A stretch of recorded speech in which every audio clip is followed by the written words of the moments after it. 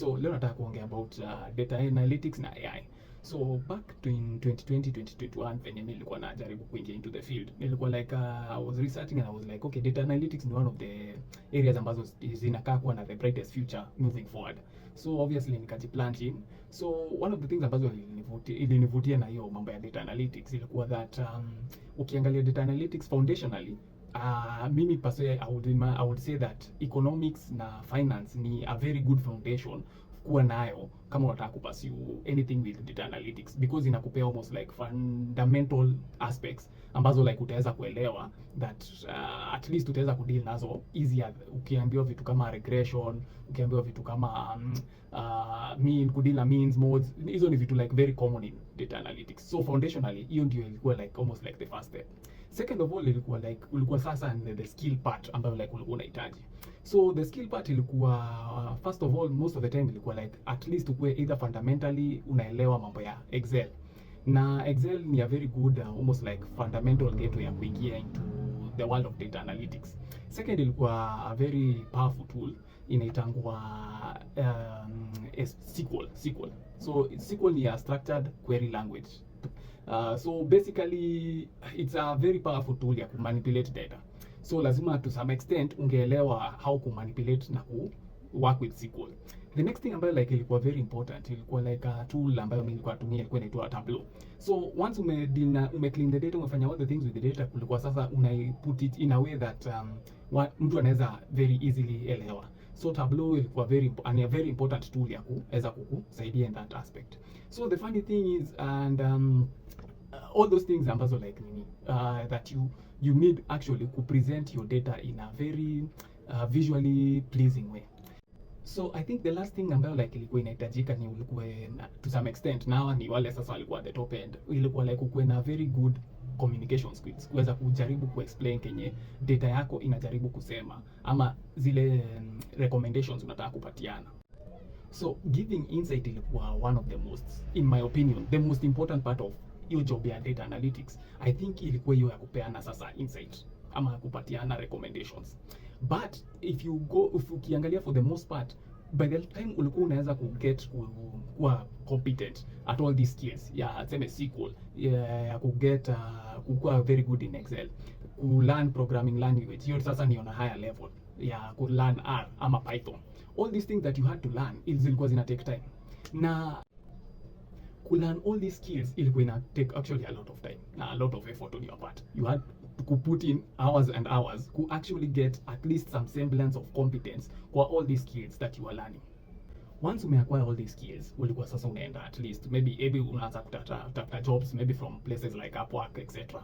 So most of the time ambayo like ulikuwa unatumia on the work actually ilikuwa na kudeal na so much data.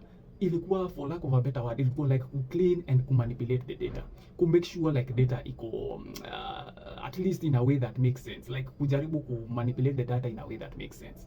So hiyo ndio ilikuwa almost the overwhelming majority of time ulikuwa unatumia on actually job ya data analytics. Ilikuwa almost 80% of the time ilikuwa inatumiwa like ku clean the data. So ukiangalia in terms of time, ulikuwa unaangalia like kama ni kubill watu, unaangalia like okay, how long will it take for me kumaliza a certain job. So vitu zilikuwa zina stretch into days and weeks just ku clean the data, hata before upate anything ambayo like inaweza kuwa semblance of insights.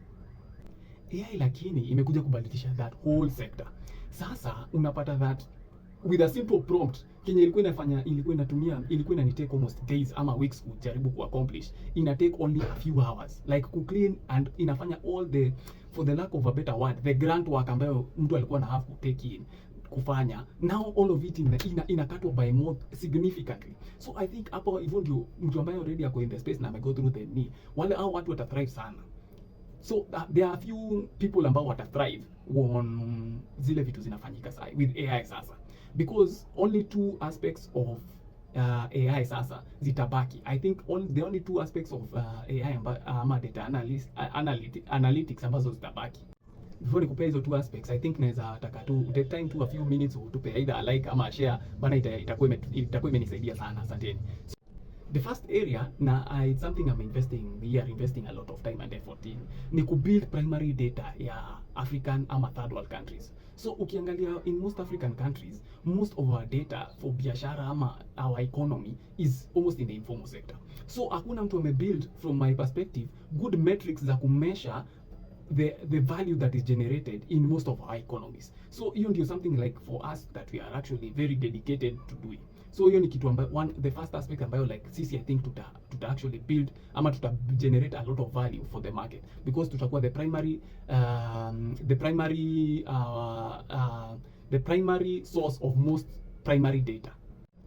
The second, I believe, ni kenye ninafanya sahi, kujaribu communicate either complex ama very complex scenarios, and kujaribu ku make it simple and actionable in a way that the market inaweza understand ama absorb.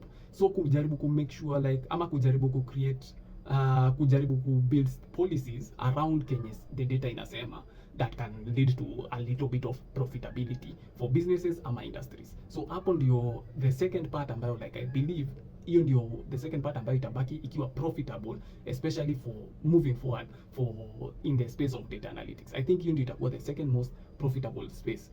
Those two areas I think zitakuwa the only places ambazo zimebaki. Every other thing I think itakuwa imeautomatiwa na AI na ita eventually malizwa. Nimepublish all the work that ambayo ninatumia for this particular video under the title The Future of Data Analytics in the Age of AI. Nitalink hiyo, nitapeana link hapa chini, ndio mtu yote ambaye anataka ku go further ama kuangalia deeper into kenye tunajaribu kupeana recommendations, anaweza pata all the data sasa, na itakuwa on my blog post on KM Consulting. Thank you very much kwa kunisikiliza. Asanteni.